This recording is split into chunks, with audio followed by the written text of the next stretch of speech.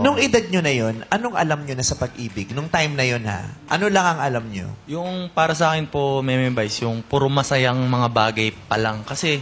Harot-harot lang, gano'n. Oh, yung mga... Wala pa po kayong trauma nun yung sakit na naramdaman mo ng Yes past. po. Kumbaga, ang naiisip mo lang is Sobrang magmahal pure ng po magmahal po. ng magmahal. Kasi hindi ka magkakaroon ng doubt na, ay, ayokong ibigay yung buong pagmamahal ko. Kasi baka sayangin niya lang, ganun. Eh, nung mga panahon po kasi nun, parang genuine yung ano mo.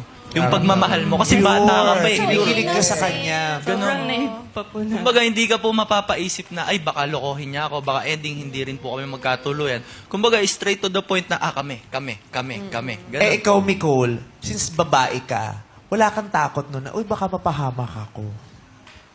Wala po talaga. Masaya lang po talaga Masaya kami lang. that time. Kahit po ngayon, pagbabalikan ko siya, puro masasaya po yung naalala.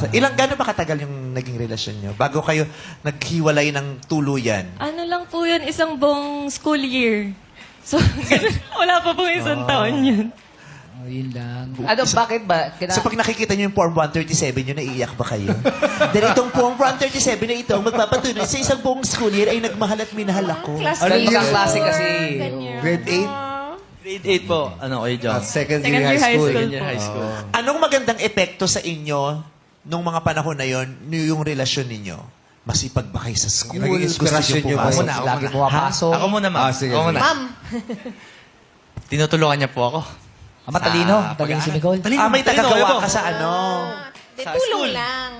Alam, mga assignments o project. Mika, parang kailangan ko ako ng scrapbook. Ganyan, scrapbook. Yung mga ididikit-dikit, ide-decorate. Siyempre, Kuya Jong, Kuya Bong, yung mga lalaki, di naman mahilig sa mga detalye, di ba?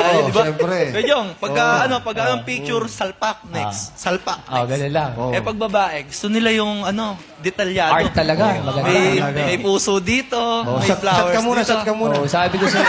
Ano, palak ko yung sisig. Sa'yo, Kuya Jong. Dalawang sisig nga dito. Ano?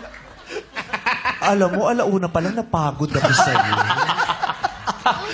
Kaya nga siya maula siya kasi. Okay na eh. Sorry Ang na. dami mong kilos at galaw. Para feeling ko nanonood ako ng teatro, yung ang dami ng ginagawa. Oh, Ronnie Alonte. Kung nandito ka, mahagip mo pa yung ganyan-ganyan eh. Ha? Kanina pa nagpapakita. Oo, di ba may mga ganyan pa siya? Ang dami, mata, kilay, paa, kamay, katawan. Active. Oh. Active. Tingnan mo ha. Ha? Good. Active. Baka pwede rin ADHD. Tinatry niyang pigilan ha. Tama, yan. Ayan.